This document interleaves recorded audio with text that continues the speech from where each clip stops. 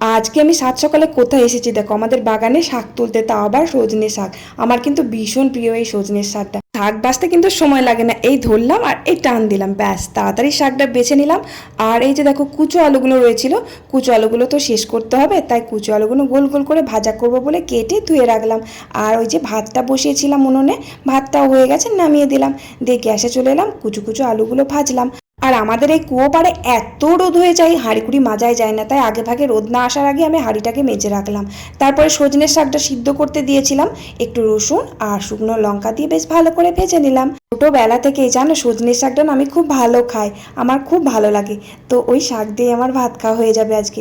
আর মাছও এনেছিল, মাছগুলো আলু দিয়ে একটু ভাজা মশলা দিয়ে পাতলা করে ঝোল করলাম। আজকে কিন্তু 10 রকমের পদ হয়নি, আজকে কিন্তু 3 রকমের হয়েছে। তো তারপর রান্নাঘরটা পরিষ্কার করে নিয়ে কড়াইটা মেজে ধুয়ে ওই যে রান্নাঘরে ভাত হয়েছিল, রান্নাঘরটা পরিষ্কার করে আমি চান করে নিলাম।